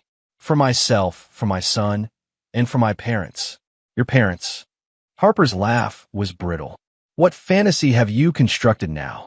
Not a fantasy, Miles countered, nodding to Marla, who set a laptop on the table between them. Let's review the evidence, shall we? For the next 20 minutes, they laid out their case methodically: the drone footage, Tilda's recordings, the financial trail linking Harper to fraud and embezzlement, and finally, the suspicious circumstances surrounding the deaths of Miles' parents years earlier. Circumstantial, Harper dismissed, though her confidence was clearly shaken. Nothing that would hold up in court. Perhaps not alone, Miles agreed. But combined with Captain Lyle's testimony and Tilda's, and now your own words, which are being recorded as we speak. Harper's eyes widened, scanning the room for cameras. You're bluffing. Am I? Miles challenged. You took everything from me, Harper. My wife, my home, nearly my son. Did you really think I wouldn't be thorough in taking you down? You have no idea who you're dealing with, Harper hissed, her composure cracking. I built Ashcroft Shipping from nothing. I've destroyed people far more powerful than you. Like Miles' parents? Marla suggested innocently. Another accident that conveniently gave you access to property you needed? Prove it, Harper snapped, but her voice lacked conviction. We don't have to, Miles replied. The authorities already are. This meeting isn't about gathering evidence. It's about giving you a chance to understand exactly how completely you've lost. Harper stared at him, hatred radiating from her in almost palpable waves. Amber was right about you. Too stubborn to know when you're beaten. Beaten, Miles repeated incredulously. I survived your murder attempt. I protected my son. I've exposed your crimes to the world. Tell me, Harper, which part of that sounds like defeat to you? For a long moment, Harper said nothing, her mind visibly racing behind her cold eyes. Then, unexpectedly, she laughed, a harsh, empty sound devoid of humor. You think you've won, she said, shaking her head. How charmingly naive. Do you have any idea how many judges, politicians, and officials owe me favors? This evidence of yours will never see a courtroom. It already has, Marla informed her, turning her phone to show Harper a news alert. Judge orders Ashcroft assets frozen pending criminal investigation. The color drained from Harper's face. That's not possible. Judge Hendricks wouldn't. Hendricks recused himself. Marla explained with evident satisfaction. Cited conflict of interest. The case went to Judge Rivera, not a member of your country club, I believe. Miles watched as the reality of her situation finally penetrated Harper's armor of arrogance. This wasn't just about him and Red anymore. The empire Harper had built, the power she had wielded so ruthlessly, was crumbling around her. Amber, Harper said suddenly, she'll never testify against me. She's my daughter, the daughter you were ready to sacrifice when she became a liability.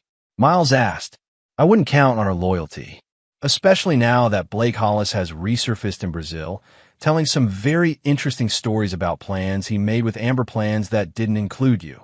Took it. Satisfied? Harper's expression hardened into something ugly and desperate. What do you want from me? A confession? Fine. I wanted you gone. You were holding Amber back, controlling that trust fund that rightfully belongs to the Ashcroft family. When the opportunity came to eliminate you both, I took it. Satisfied? Both. Miles repeated, his voice deadly quiet. You admit you intended to kill Rhett to your own grandson? Harper's eyes were cold as winter. Collateral damage. The trust fund passes to next of kin. With both of you gone, that would be Amber, and by extension me, and my parents. Miles pressed, needing to hear the truth. Harper hesitated, then shrugged, as if discussing a minor business transaction. A similar situation. We needed that harbor property. They refused to sell. Accidents happen on boats all the time. The casual admission of orchestrating his parents' deaths hit Miles like a physical blow. He had suspected, but hearing Harper confess with such cold indifference made his vision blur with rage. Miles, Marla said quietly, sensing his emotional state. Remember why we're here. The reminder helped him regain control. This wasn't about revenge. It was about justice and protection. About ensuring that Harper and Amber could never threaten Red again. You're finished, Harper, Miles said, his voice steady despite the turmoil inside him. Your company, your reputation, your freedom all gone. You think I'm afraid of prison?" Harper scoffed, though the slight tremor in her hands betrayed her. "People like me don't serve time like common criminals." "We'll see," Miles replied. "But even if you somehow escape the full legal consequences, everyone now knows exactly who and what you are. You'll never rebuild from this." Harper stared at him with pure hatred. "You should have stayed dead, Miles. It would have been easier for everyone." "Not for my son," Miles countered. "And that's the only thing that matters to me." Before Harper could respond, Marla's phone buzzed with an incoming call. She stepped away to answer it, returning moments later with a grim expression. "That was my contact at Portland PD," she informed them. "Amber's awake and talking. Apparently, she's decided to make a deal, full testimony against her mother in exchange for leniency." Harper's face went slack with shock. "She wouldn't. She can't. She already has," Marla confirmed. "They're on their way here now, with arrest warrants for both of you." For the first time, genuine fear replaced the calculation in Harper's eyes. "Amber would betray me? After everything I've done for her? Like mother, like daughter," Miles observed coldly. "You taught her well, Harper. When someone becomes a liability, cut them loose." The sound of sirens in the distance signaled the approaching authorities. Harper seemed to collapse inward, her imperious posture giving way to the reality of her situation. "It's over, Harper," Miles said, feeling a weight lift from his shoulders. "You tried to erase us, but instead, you erased yourself." The small cabin in the woods outside Portland had been Miles and Rhett's home for nearly 3 months while the legal aftermath of the Ashcroft case unfolded. Autumn had turned the surrounding forest into a riot of red and gold, and the cabin's stone fireplace kept the increasingly cool evenings comfortable. Miles sat on the front porch, coffee mug in hand, watching Rhett chase falling leaves in the clearing. At 6 now, his birthday, celebrated quietly last week, Rhett had bounced back with the resilience only children possess. There were still nightmares sometimes, still moments when he would ask difficult questions about his mother, but overall, he was thriving. The same could be said for Miles. The initial media frenzy around the Ashcroft conspiracy had gradually subsided, though the case remained in the public eye as it moved through the courts. Miles had given his testimony, answered the necessary questions, and then retreated with Rhett to this peaceful sanctuary Marla had arranged. Today marked a significant milestone. The district attorney had called that morning to inform Miles that both Harper and Amber had accepted plea deals rather than risk trial. Harper would serve 15 years for conspiracy to commit murder, attempted murder, fraud, and a host of financial crimes. At her age, it was effectively a life sentence. Amber, having cooperated extensively with prosecutors, received a reduced sentence of 8 years, with eligibility for parole after 5. She had also voluntarily terminated her parental rights to Rhett, sparing everyone the pain of a custody battle. Captain Lyle, in exchange for his testimony, had received a lesser sentence of 5 years. Tilda had been granted immunity and was starting a new life with her brother in Seattle, supported by a foundation Marla had helped establish for whistleblowers. The only loose end was Blake Hollis, still somewhere in South America, beyond the reach of American authorities. Miles couldn't bring himself to care about the man's fate. Blake had lost his professional credentials, his reputation, and any hope of accessing the Ashcroft wealth he had coveted. Justice enough, in Miles' view, the sound of a vehicle approaching pulled Miles from his thoughts. Moments later, Marla's familiar SUV appeared on the narrow dirt road leading to the cabin. Behind it came his second car, Jace, and his Aunt Karen, who had become regular visitors. Reinforcements had arrived. Miles called to Rhett, who abandoned his leaf chase to race toward the vehicles. "Jace!" the boy shouted excitedly. "Did you bring a new drone?" Jace emerged from Karen's car, grinning as he lifted a large case. "Sure did, buddy. Ready to test it out." While Jace and Rhett headed for the clearing behind the cabin, Marla joined Miles on the porch, accepting the coffee he offered. "So it's official," she noted. "Both Ashcrofts behind bars. Hard to believe it's really over," Miles admitted. "Part of me is still waiting for Harper to somehow undo it all." "Not this time," Marla assured him. The evidence was too overwhelming, the public sentiment too strong against them. Even Harper Ashcroft's connections couldn't save her from this. Miles nodded, taking a sip of his coffee. What happens to Ashcroft Shipping now? Being restructured under new management, Marla replied. Most of the board members resigned to distance themselves from the scandal. The company will survive, but the Ashcroft name is being removed from everything. Good, Miles said simply.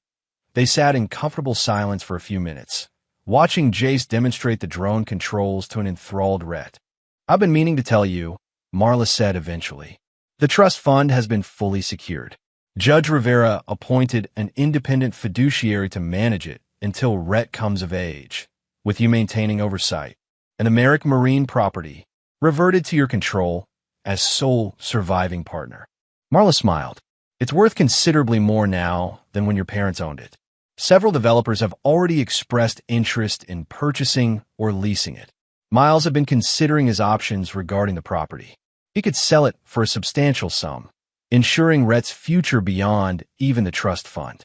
Or he could reactivate the business, perhaps expanding it into something that honored his parents' legacy while creating a future for himself and his son.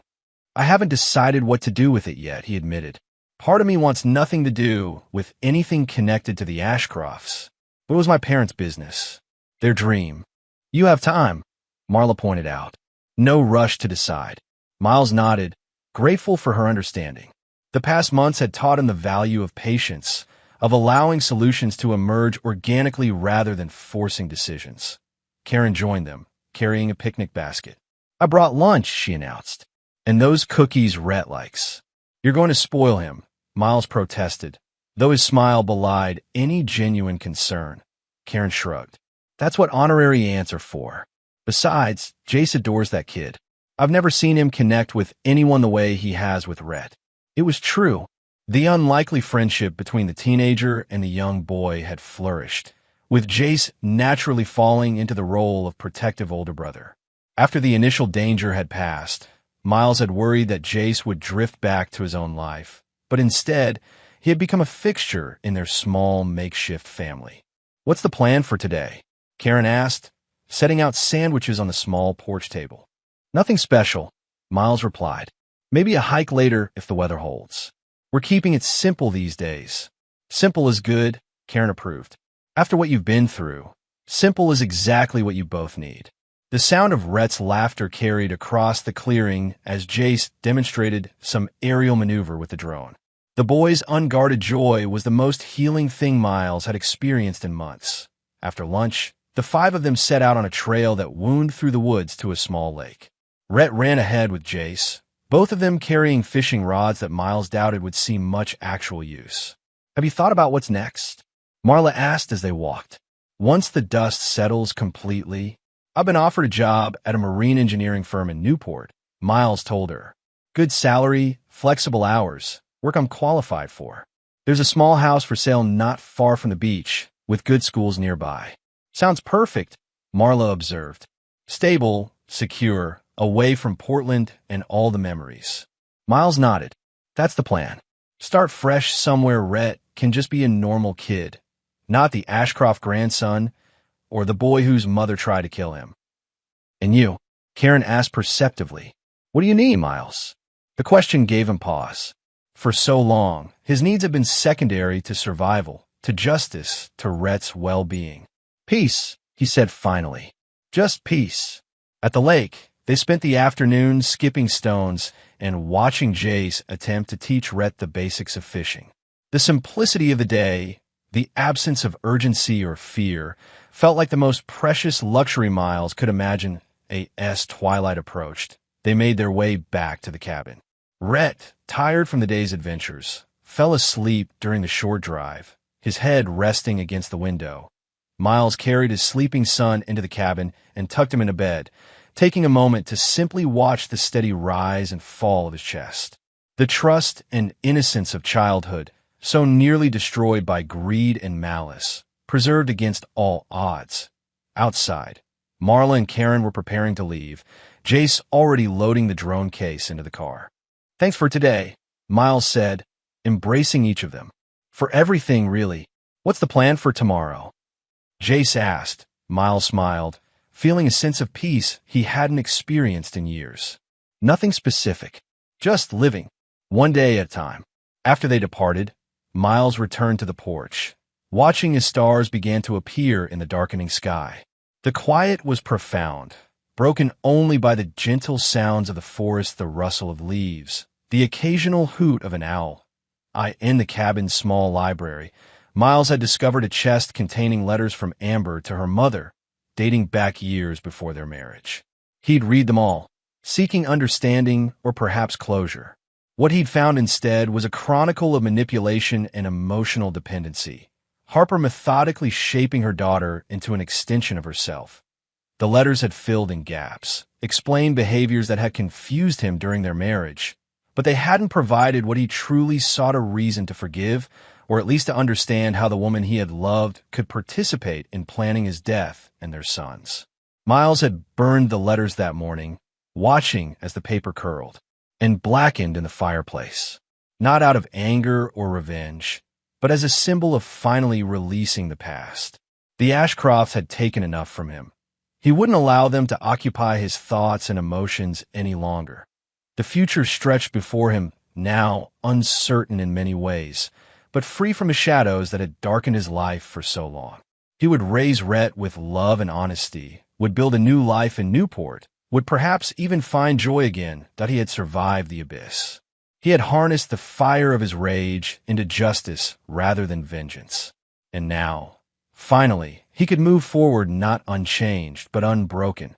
Miles took a deep breath of the cool evening air, feeling the tension of months finally releasing from his shoulders. He hadn't forgiven, but he had won, and that was enough.